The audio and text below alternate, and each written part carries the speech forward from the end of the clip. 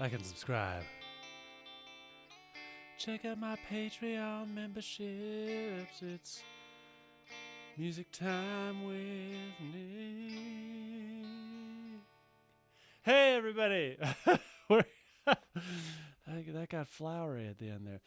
Well, we're here to talk about guitars. We're here to talk about guitar authenticity.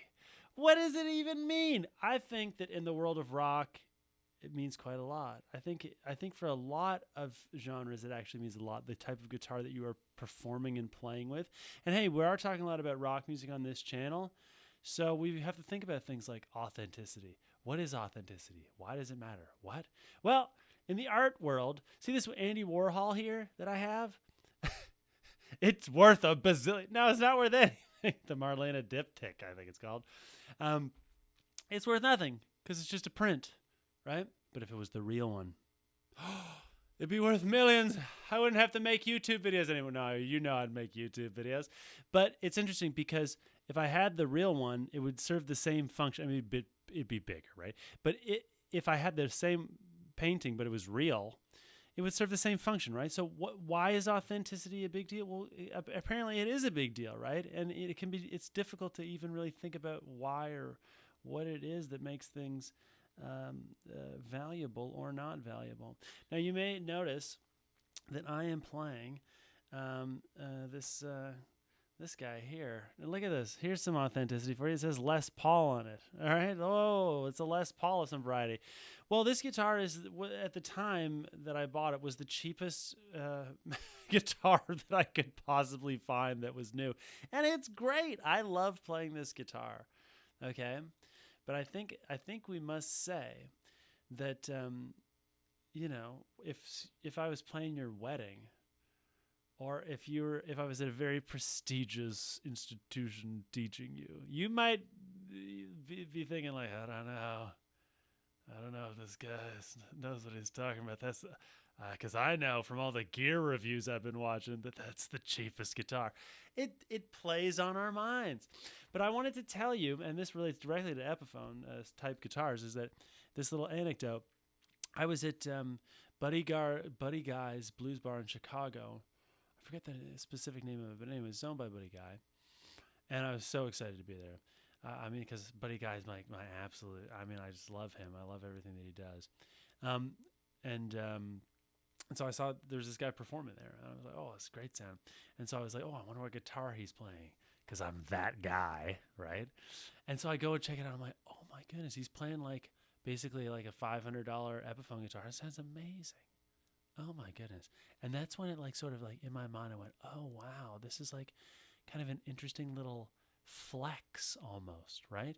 I mean, you can see over my shoulder here, you're like I have one of these Gibson guitars, or where is it? Here. Where are you? Here you are. I have one of these Gibson guitars, right? And they're like $1 bazillion, especially now. Like it's crazy how much they are. But this guy was making an incredible sound, was amazing, and was playing a really affordable guitar. And I was just like, oh, it really doesn't matter. In fact, me thinking how great it sounded and then sort of it having nothing to do with the guitar's perceived quality or authenticity almost was like a slap. Like it's just like, I'm that good. It doesn't matter what guitar I play, which is what I'm doing to you right now, right now. Kind of, right?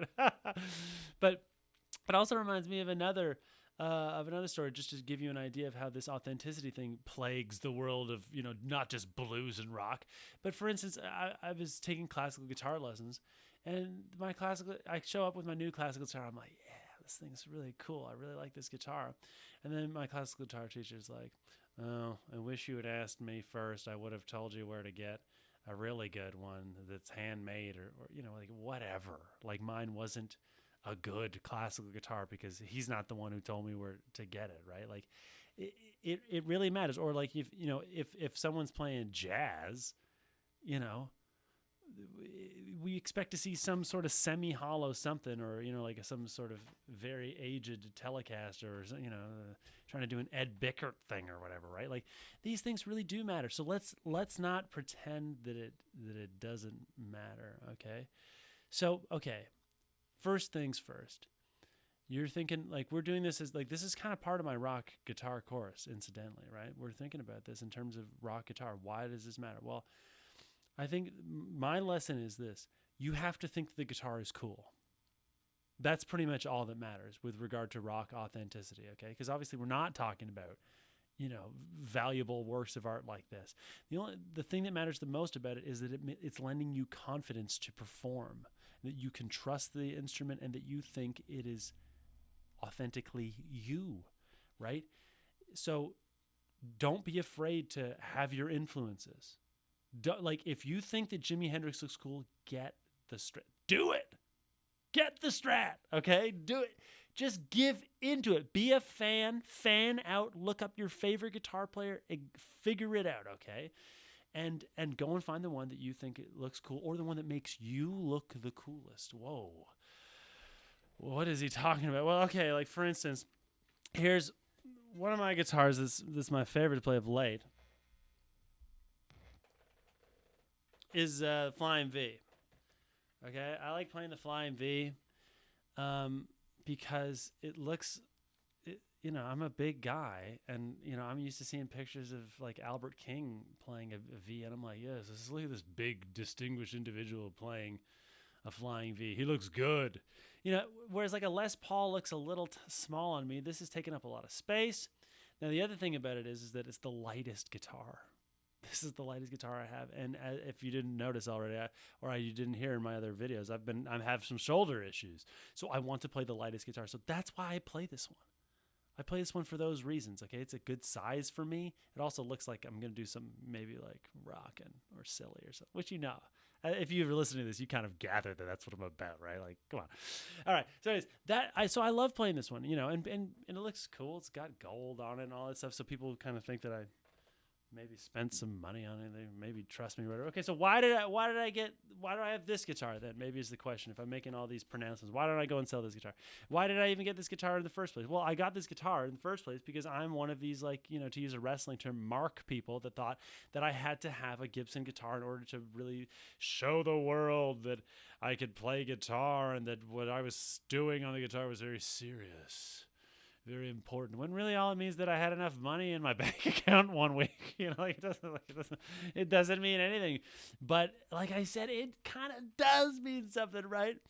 If your guitar teacher is trying to talk to you about jazz guitar or whatever, and they've got this guitar, hey, this person's pretty serious. That's a pretty serious person. Okay, so yeah, that's what's going on there. Now, what about this guitar? Now, hey, I'm aware that, okay, so it's a Fender Telecaster. Now, I'm aware that that Fender Guitars is just kind of like threatened to sue everybody or something about copying their designs. Meanwhile, everyone's been copying their designs since like 1950, right? It's like, it's insane, okay? And so the thing that's interesting about this to me is that, like, for instance, you probably heard of like the Squier brand that Fender also owns, right? Where they're just making this exact guitar but cheaper. I just can't really tell the difference between the two things. Like, yes, there'll be modular differences. Okay, things can be swapped out. If you like a neck or whatever, then it feels good and it's the shape you like. And it's like it's gonna look and have a Fender kind of a thing going on. Okay, the thing that makes Fender guitars popular or like expensive, dare I say, is the fact that working musicians of the past used them because they were so functional that you didn't have to be babied like this guy over here. I think I mentioned Buddy Guy before. He was standing on his guitar, right? Like it's not.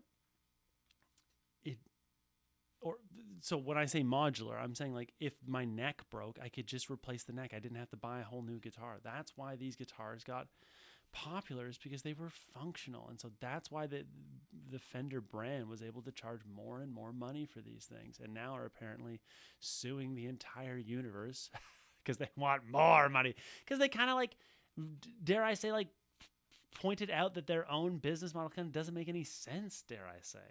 Like, Squier guitars are really good. So why would I buy a Fender guitar when it's just the design of it that Leo Fender came up with is ingenious. It's modular. I can change the bits that aren't functioning. Why would I need a $12,000 whatever when I could get a $300 and replace the bits that don't work up to my, my expectation, right? Like, who cares? Okay. So anyways, sorry, Fender. I do love you. Oh, by the way, hey, like and subscribe. Send me an email. I want to be your music teacher. Okay. We're getting for lessons for this. And hey, I've got a Patreon set up. So if you guys want to support me on a monthly basis making these videos, please do so. So, hey, you probably noticed in a lot of these videos I've been playing this guy. Why do I like, and I like playing this one probably more, I've got a Strat downstairs, and now I like playing this one kind of more than the Strat. And it must be said that the reason that I like playing this one is because it really stands out. Much in the same way that this guitar does. It creates a great silhouette, right? When you have a guitar that has binding, like on the Gibson guitars, that's part of what makes it so expensive. But binding is this outside thing that's creating a silhouette of a guitar. It makes it look like there's a guitar player on stage. This guitar, because of its white body, stands out, makes it look like there's a guitar player on stage, right? Some of the cheaper guitars you may notice have darker colors, don't have a binding, so they're less visible. Okay, this matters, right? So that's why I like to play this guitar. And the other reason I like to play this guitar, it says Epiphone on it, and I've been practicing a little while. I think I sound okay, and so it's kind of like. I like showing people, hey, you do not need to have a Gibson. This sounds great. Now, having said that, Gibson, if you want to send me guitars, please go ahead. Please feel free. But anyways, yes, I love this guitar, right? It just looks fabulous, right? Like if I played a wedding with this, no one's going to be upset. I could play all different types of material on this and people believe it. And also, and for me, it's cool because it looks like Rosetta Tharpe's or like one of the guitar players from Alice Cooper. Like, it's doing so many things. It's so rocking. And if you don't think Sister Rosetta Tharpe is rocking enough, you haven't seen the right videos. Like, my goodness, she sounded like Angus Young in like 1950 something. Okay, anyway, whatever. So this authenticity thing is real, people. Let's not kid ourselves. We're living in this 2026 world where everything is just a video. We're always being videoed. Who at this point, like, who cares if you're being videoed? I don't know. Like, I'm not saying anything crazy here, I don't think. So, if you are going to be videotaped, make sure, or, present yourself online. Really think about, like, what guitar do I think looks cool on me? It matters. Like, how do I look with it? It matters, okay? It's going to affect your confidence, okay? And it's also going to affect how people perceive it. Right? Everybody knows all these guitar people and music people. We're familiar with these things. We've been seeing them our whole life. It informs your performance. Okay, so don't shy away from it. It's part of the fun. Okay. So, anyways, take it easy, everybody. See you on the next lesson. Like I said, I want to be your music teacher. Take it easy.